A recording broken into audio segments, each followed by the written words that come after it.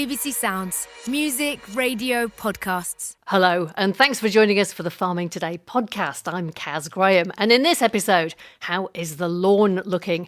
We meet the farmers who grow turf for our gardens, and that notorious chlorinated chicken from the US. Their farming secretary says it's a myth that needs dispelling. Is it? We look for some clarity. The reason that US chicken is banned in Europe and the UK is not because it's washed in chlorine, it's because there's perceived as a high public health risk from the levels of salmonella. More on that a little later. First though, the government's Farming in Protected Landscapes programme, or FIPL, has funded river rewiggling, school visits to farms and even the creation of Lake District Tweed since it began in 2021. And now it's making life easier for rock climbers with disabilities in the Peak District. The fund's been used to improve access to a crag at a disused quarry in North Derbyshire, meaning that people who use wheelchairs can get to it. Boulders have been removed and a disability-friendly access gate has been installed too. BBC Derbyshire's Steve Beach reports. Press it through. Tie it on. Tie it. Yeah, you got the locking carabiner. I could do with the second one. Onto your harness. Yep. Yeah, then you can untie that. Yep. They come down. Happy? Cool. I am happy with that, yes. Cool. Getting ready for a climb up a steep crag here at the disused Horseshoe Quarry in Stony Middleton. Oh, that's it. Good. This spot in the Peak District is popular with climbers, but until recently it was hard for wheelchair users like 25-year-old Luke Jameson from Sheffield to access because of obstacles on the path. Having access to a crag like this means I can come out with my wheelchair without having to be reliant on anybody, and it gives me a chance to actually get out and get on some really cool outdoor routes. I'm an indoor climber, so I don't spend much time doing this sort of stuff. Makes a big difference. You see the hole on the left with the shrubbery sort of hanging out of it. That's quite sharp and quite good. The improvements have been funded by the DEFRA Farming in Protected Landscapes programme, and the Chief Executive of the Peak District National Park Authority, Phil Mulligan, hopes other improvements will follow. It's early days in terms of this work, but we know the access work we do is incredibly valued because this is unlocking an area that would be inaccessible to many people. So it's highly valued by those people who can overcome barriers to be here, and also for everyone who can just come as well. Well, do you want this one, and I'll wear that one? No, I'm going to put my helmet on though because we are stood at the bottom. Luke is making the ascent with fellow paraclimber Jonathan Shields. The 58-year-old lost his left leg in a climbing accident 6 years ago and now climbs with a prosthetic leg he's adapted himself. I'm absolutely about getting disabled people outside. As incredible as it is to see people with disabilities climbing inside, I think to relate to everybody else in the whole climbing community makes it a lot easier for me to get people like Luke here. Luke climbs very, very well inside. Outside, it's a different learning curve for him, but yeah, it's great. John's just putting himself through the anchor at the top so he can securely come down. So then when I climb the route, I can take out all the remaining gear on the way up, and hopefully we leave nothing behind. That report from Steve Beach.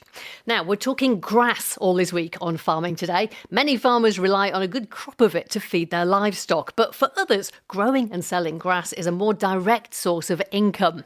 There's a big market for turf, from gardeners, golf courses and for sports pitches and parks. And it's not just for the pristine, tightly mown grass. You can even buy specialist turfs for green roofs and species-rich and wildflower turfs too. Summer Green Turf is a small 70-acre turf farm in Ashort near Bridgewater in Somerset. Robert Adcock has been growing turf there for more than 30 years, and his son Tom now works in the business too.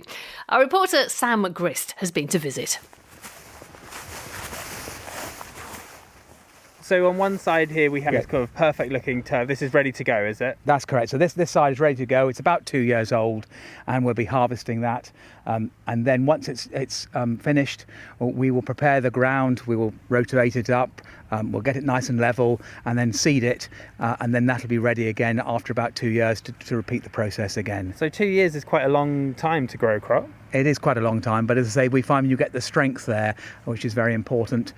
Some producers reduce that time hugely by using netting, but we don't like to use plastics and things on our turf, so we don't do anything like that. We are very small at around about 60 acres.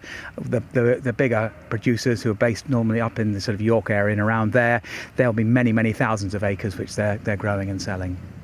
And you harvest to order? We harvest to order. So like today I'll have a cutting list for turf that's going out tomorrow morning. We'll harvest it now, put it on the lorry and put it into the barn so it's protected overnight. And then I'll deliver it first thing in the morning to our customers. And then we'll harvest again the next day for the next lot of customers. Okay, what we see now is a Ford 3000 tractor with a turf harvester attached to it. Basically, it's lowered into the turf. The cutter blade vibrates fast on the front, and it moves up the conveyor, the piece of turf. It then goes into a starter tray, which makes it into a roll, like a Swiss roll, which goes onto another conveyor, and the person on the rear can take that and then stack it on the pallet beside him. That then gets delivered to the customer. It's sort of plopping out these rolls of turf behind the machine. Yeah. When you're harvesting the turf, how much soil are you taking off with it? You take very little off because most of what you see is the root material with a smearing of soil over it. Studies have shown that it's equivalent to taking a crop of potatoes or sugar beet or something along those lines. But as you've seen with our field, there are discarded rolls, there are the areas between each row, and all the clippings and everything else that we've done over the years, which is incorporated back into the soil. So actually, you don't have any net loss of soil over the area. You don't see any field where you step down into it because you've lost soil in that respect. You're rebuilding organic matter in there. Because you are taking a decent amount of soil off, does it take longer for the soil health to recover? Not particularly, because as I say, it's so minute amount that's being taken away, it's not really noticeable. And I say when we prepare the ground and feed it and look after it properly, you don't notice any differences. So I'm Thomas Adcock and I work at Summer Green Turf, have done for the last 3 years. I mainly am involved in doing the tractor work and the stacking on the harvesting. So Tom, you've had some experience in more sort of conventional farming, but you've come back to the farm. Yes, that's correct. Yeah, I worked for Gressingham on a big intensive turkey farming unit, and then got into doing this and love it. So, what do you love about turf? Well, I mean, first of all, look at the view. I mean, we live on an amazing sort of farm, an amazing area. Turf, quite quickly you can turn it around. It's not one of those crops that will sort of die out on you. If you see a problem, you can sort that problem most of the time. And that's quite a nice sort of feeling when you're doing farming, that you can just get in there and sort something out quite quickly, which is not the case in some of the things in some of the livestock side of things as well. So one of the reasons we are doing harvesting turf is because we wanted to have a farm which could support the family. As I say, my eldest son is back in the business with us, so he has to support his family, and on 70 acres there's not a lot you could do which would cover that.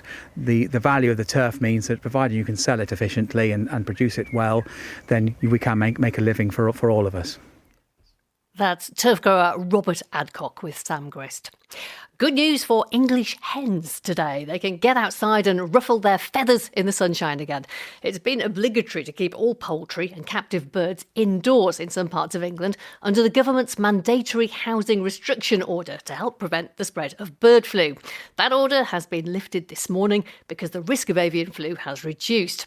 The UK's chief vet stresses, though, that it is imperative that poultry keepers continue to practice stringent biosecurity and that outside areas may still be contaminated with the avian influenza virus, so hard surfaces must be cleansed and disinfected. A similar housing order in Northern Ireland was lifted on Saturday. So-called chlorinated chicken has been a major sticking point in US-UK trade talks, one of the red lines that British farmers say the government cannot cross. But if you were listening to yesterday's programme, you'd have heard the US Agriculture Secretary, Brooke Rollins, say that we've got the wrong end of the stick about how their chicken is produced nowadays. Well, let's first talk about chlorine chicken. I think that is a narrative in your country that perhaps we have not done a good enough job pushing back on. Only about 5% of our chicken in America is actually treated that way with the chlorine. So we have moved over the last decade completely away from the quote chlorine chicken. So I think that's a really important myth to dispel, and I'm grateful to do that. So is chlorine-washed chicken merely a myth to dispel? I asked Paul Wigley, Professor in Animal Microbial Ecosystems at Bristol University's Vet School. I think the majority is washed by an antimicrobial wash. What's used will vary from company to company. Meat production, chicken meat production is big business, and they probably won't make it public what they are using, but no doubt they will be using an antimicrobial wash, which may be chlorine or maybe another chemical. The reason that US chicken is banned in Europe and the UK is not because it's washed in chlorine, it's because there's perceived as a high public health risk from the levels of salmonella. And in the UK, it's illegal, and the EU actually, it's illegal to use these washes. But as you say, it's to do with the welfare, and it's to do with the method of production. Can you explain how the UK and US approaches differ when it comes to disease control? In the UK, there's a requirement to test flocks whilst they are still alive for the presence of salmonella, to have minimum standards of biosecurity, standards of hygiene, and quite importantly, breeders will be also vaccinated against salmonella, which means it's very unlikely to enter the production. We also use a system called all-in, all-out, in that we will bring a batch of chicks in, rear them through to slaughterage, and then the house will be cleaned and disinfected before another group of chickens are brought in. In the US, they use what's called a deep litter system, where they just put more material on top of the already dirty material within the house. Suggested that, this composts and heats up and kills salmonella, but if someone who's worked 30 years on salmonella, I very much doubt this. Okay, and why such different approaches? So a simple analogy is a bit like going for a walk out in a nice bit of parkland. If you see a pile of dog muck, us in the UK and Europe would avoid the dog muck because we know if you get that on your shoe, it's not pleasant. Now, the US approach has been to completely ignore the dog muck. Now, you may or may not tread in the dog muck, but if you tread in the dog muck, we all know it's incredibly difficult to get off. And you're never absolutely sure that you've removed it all, particularly if you think of the tread of shoes. There's always that horrible bit left. And it's a bit like that. We avoid getting salmonella in our chicken, whereas the US looks to get rid of salmonella from their chicken.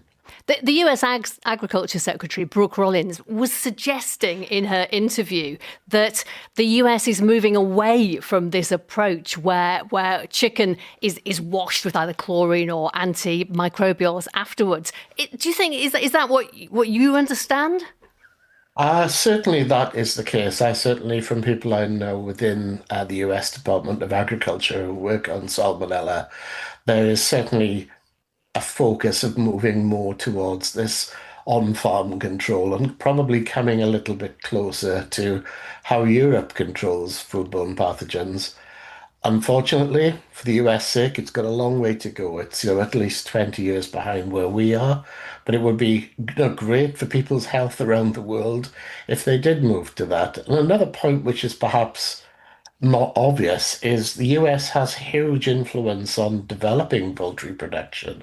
For example, in Latin America, will really follow what the US does. So they are just really transferring a problem onto other countries and growing industries. It would be good to think that they could be influencing other countries towards better production. Professor Paul Wigley from Bristol University. And that's all from us for today. Do join Helen Mark tomorrow morning, though, for the first of our visits to the UK's biggest agricultural shows. She's at the Balmoral Show in Northern Ireland.